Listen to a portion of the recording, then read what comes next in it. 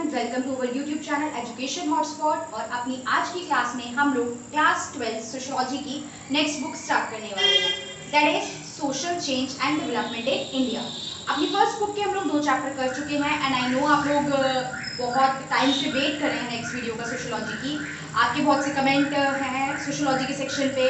अभी थोड़ा video late हो रही है, थोड़ा टाइम का प्रॉब्लम हो रहा है, थोड़ा टेक्निकल इश्यूज आ रहे हैं चीज़ों को लेके, तो इसलिए अभी थोड़ा सा टाइम वीडियोस में लग रहा है, बट वेरी सून चीज़ें फिक्सअप करके आपको रेगुलर वीडियो मिलेगी। एंड फॉर दोस्त जो ये पूछ रहे हैं कि मैम क्या आप पूरा सिलेबस कराने वाली हैं, बीच में वीडियोस बंद तो नहीं हो जाएंगी, तो डोंट वरी, पूरा साल है अभी आप लोगों के पास। अभी आप लोग वैसे भी सारा सिलेबस खत्म नहीं कर लेंगे, तो डोंट वरी, यहाँ पे वीडियो का सिलसिला बंद नहीं होगा। आपको प्रॉपर सारी वीडियोस मिलेंगी, हर चैप्टर की वीडियोस मिलेगी, डिटेल में नोट्स मिलेंगे, चैप्टर की discussion, question answer discussion, paper कैसे सॉल्व करना है, सारी डिस्कशन यहाँ पे होंगी। ओके, बाकी अगर आपको कोई भी डाउट आता है तो मैंने आपको पहले ही बोला है, आप लोग कमेंट सेक्शन में जाके अपना जो भी डाउट है आप मुझे कमेंट पे मेंशन कर दीजिए। मैं ट्राई करूंगी कि आप सबके डाउट अपनी वीडियो में नेक्स्ट टाइम इंक्लूड कर सकूं। सो डोंट वरी, फॉर दोस्त जो वीडियो का वेट कर रहे हैं, वीडियो आएंगी, कई बार हो सकता है थोड़ा टाइम लग जाए, बट सिलेबस आपको पूरा कराया जाएगा। Don't worry about that. कोई भी डाउट सब्जेक्ट से रिलेटेड जो भी चीजें हैं, do mention in the comment box. तो आज हम स्टार्ट कर रहे हैं। आपका फर्स्ट चैप्टर जो है दैट इज स्ट्रक्चरल चेंज। इस बुक में social change and development in India का first chapter is structural change. ठीक है, अब स्ट्रक्चरल चेंज में हमें आपको सबसे पहले हम लोग कंसीडर करेंगे, देखिए चेंज वर्ड बहुत कॉमन वर्ड है, आपने सुना है, किसी भी चीज में बदलाव आ जाना।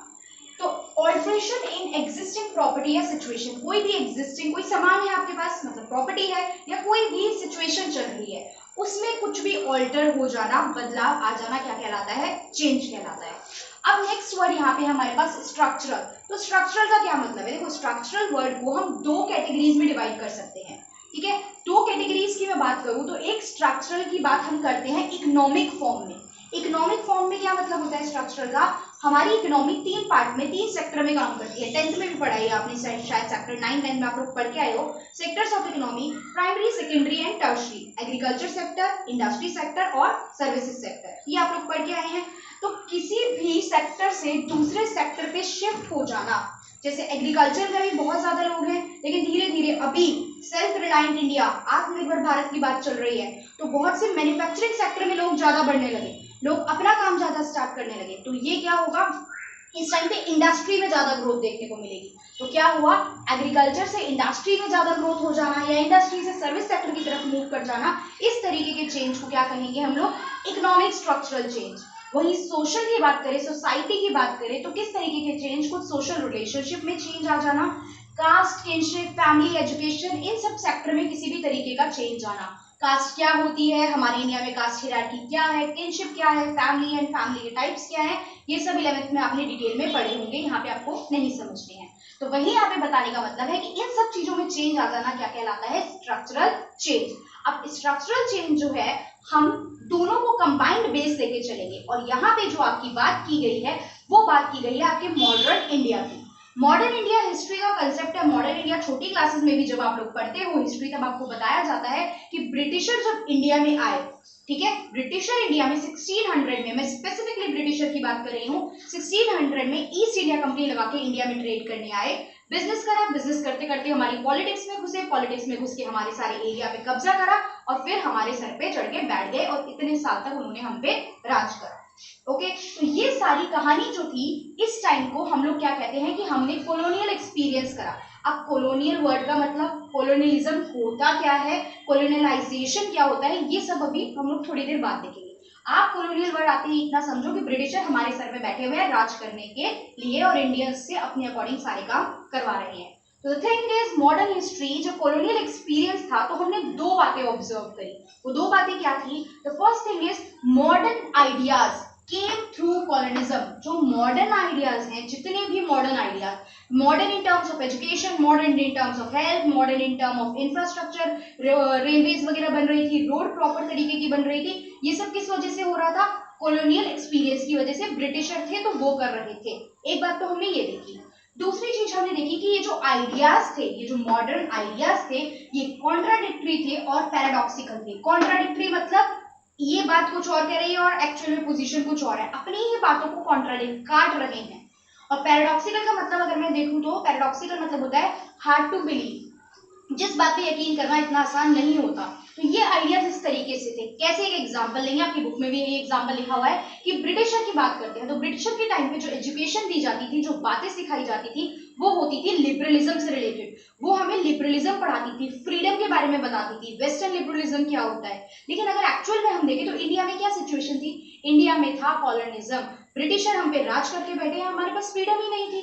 तो आप पढ़ा रहे हो फ्रीडम और यहाँ पे एक्चुअल में इंडियंस को फ्रीडम दे ही नहीं रहे हो, तो ये कितनी दो अलग अलग बातें हैं। तो ये सिचुएशन कॉन्ट्राडिक्टरी सिचुएशन थी।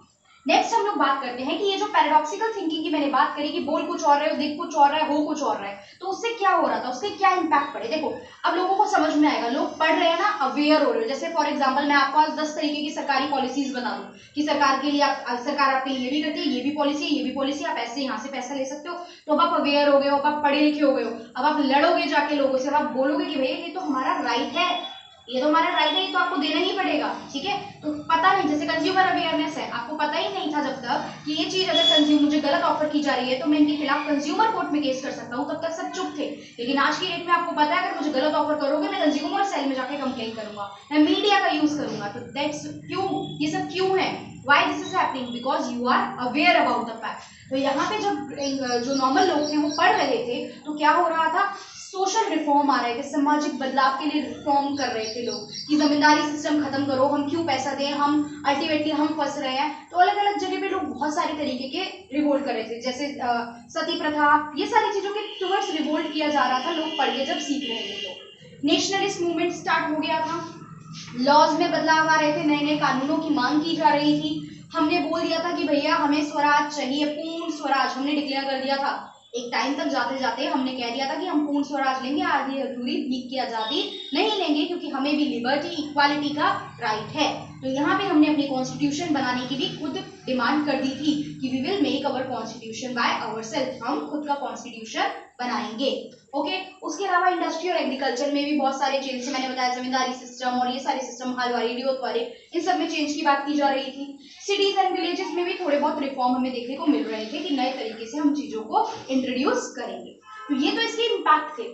अब यहाँ पे क्वेश्चन और हम लोग रेस करते हैं कि ऐसा देखा गया है कि जनरली हम क्या करते हैं, वेस्ट को, वेस्ट या वेस्टर्न कल्चर या वेस्टर्नाइजेशन कुछ भी आप कह सकते हो, हम एडमायर करते थे देन रिसेंटेड। रिसेंटेड मतलब उसको हटाने की बजाय हम उसको एडमायर करते थे। लाइक एग्जांपल, पहले प्रेजेंट सिचुएशन बोलो, China China China China problem कर रहा है, चाइना ये चाइना वो चाइना वो, चाइना कमा रहा है, चाइना बहुत पैसे कमा रहा है, बार बार बात उठती है, लास्ट दिवाली में बात उठी थी, हर दिवाली में 2-3 बार से बात उठ रही है कि स्टॉप बाइंग चाइनीज, लाइक खरीदना बंद कर दो, खरीदोगे नहीं, पैसा अर्निंग कम होगी चाइनीज प्रोडक्ट की, चाइनीज ऐप हटा दो due to this present situation. अब बात चल रही है कि चाइनीज ऐप हटाई जाए, लेकिन क्या हो रहा है, अभी भी लोगों के आप स्टेटस देखोगे, there are TikTok available in everyone's phone, अभी भी बहुत से ऐप है। रीजन अलग अलग हो सकता है सबका अपना अपना, ठीक है, but still there are many things जो अभी भी हम लोग चाइना पे डिपेंडेंट हो रहे हैं। तो क्या चीज है, लोग एडमायर करते हैं चीजों को, रिसेंट करने की बजाय, उसका त्याग करने की बजाय, उसके अपोज जाने की बजाय। तो यही उस समय हो रहा था, हम लोग वेस्टर्न कल्चर को अडॉप्ट करते जा रहे थे और हम कहीं से रिसेंट करते हुए नहीं दिख रहे थे। इसके कुछ एग्जाम्पल देखो, आज की डेट में जो आप पार्लियामेंट्री और लीगल सिस्टम अडॉप्ट करते हो, आपका जो भी पुलिस और एजुकेशनल सिस्टम है, आपकी जो भी आज की डेट में फूड हैबिट्स हैं, वेस्टर्न फूड हम लोग खा रहे हैं, ड्रेसिंग स्टाइल की बात करें, ड्रेसिंग स्टाइल स्पेशली यूनिफॉर्म, जैसे कि देखो तो यूनिफॉर्म में नेक टाइज इंक्लूड होती है। तो देयर आर मेनी एग्जांपल जो शो करते हैं कि हम वेस्टर्न कल्चर को एडमायर कर रहे थे रेदर देन रिसेंटिंग इट। आज की बात करोगे तो चाइना का एग्जांपल लिखना भी इसमें बहुत सही होगा, अगर इस क्वेश्चन को हम प्रेजेंट करंट सिचुएशन से कनेक्ट करें। ये तो हम ब्रिटिशर के टाइम की बात कर रहे हैं, ठीक है, और आज भी ये सब होता है वेस्टर्न कल्चर में। अभी तक पूरे के पूरे जो है, अब तो बिल्कुल हमारा वाला कल्चर तो बिल्कुल ही वेस्टर्नाइजेशन में आया है, तो हम तो पूरी तरीके से इस कल्चर से अलग नहीं हो सकते हैं, ठीक है। तो दिस इज द थिंग। इसके अलावा यहाँ पे इंग्लिश एजुकेशन की बात की गई है कि इंग्लिश एजुकेशन से हो क्या रहा था। देखो इंग्लिश सिखाई जा रही थी सब लोगों को, आपको पता है ना, बहुत सारे लोग थे बाहर जाकर पढ़ के आ रहे थे, इंग्लिश सीख रहे हैं सब लोग। इंग्लिश सीखने से फायदा किसको हो रहा था, फायदा हो रहा था दलित पीपल को, लो क्लास पीपल उस टाइम पे कंसीडर जो करे जाते थे कास्ट हायरार्की में, जिनको सबसे नीचे रखते थे ना उस टाइम पे, सबसे पहले ब्राह्मण, देन कौन थे, क्षत्रियास, देन वैश्यास, देन शूद्रास, ये कास्ट हायरार्की थी उस टाइम पे। अब क्या करा, शूद्रास दलित लोगों ने भी इंग्लिश सीखना स्टार्ट करा। अब ब्रिटिशर जो थे ना, जब वो काम देते थे, नौकरी दे रहे हैं क्योंकि वही लोग हैं सर्वे सर्वा, नौकरी वही देंगे, तो वो ये नहीं देखते थे कि कौन शूद्र है कौन ब्राह्मण है, उनको कास्ट सिस्टम से मतलब नहीं था इंडिया के। उनको लग रहा है ये पर्सन को ठीक ठाक नॉलेज है, ये मेरे काम आ सकता है, ये सस्ते रेट में काम करने को तैयार है, तो वो लोग जॉब दे देते थे। तो यहाँ पे दलित पीपल को बेनिफिट हो रहा था इंग्लिश का, वो इंग्लिश सीख रहे थे, ठीक है। इंग्लिश सीखने के बाद यहाँ पे उन लोगों को जॉब ऑफर की जा रही थी, तो जॉब में बहुत ज्यादा बेनिफिट देखने को मिला। वहीं हम लोग देखेंगे कि ये जो यहाँ पे आपका पूरा कंसेप्ट है स्ट्रक्चरल चेंजेस का, इसको हम दो पार्ट में पढ़ेंगे। एक हम लोग डिटेल में पढ़ेंगे कॉलोनिज्म, पूरा कॉलोनी वाला सिस्टम आने का क्या इम्पैक्ट पड़ रहा था। दूसरा हम लोग पढ़ेंगे इंडस्ट्रियलाइजेशन, क्या होता है, क्या इम्पैक्ट था, ये सारी चीजें। ये दोनों टर्म्स पूरी इस चैप्टर में आगे में डिटेल में पढ़नी है। प्लस जब आप स्ट्रक्चरल चेंज पढ़ोगे तो आपका सेकंड चैप्टर है कल्चरल चेंज।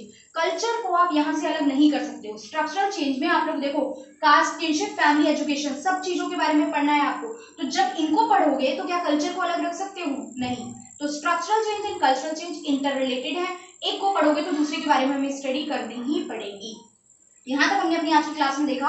अगली क्लास में हम लोग देखेंगे कॉलोनिज्म का पूरा कंसेप्ट डिटेल में करेंगे, and then we will do industrialisation. Okay, thank you for watching the video.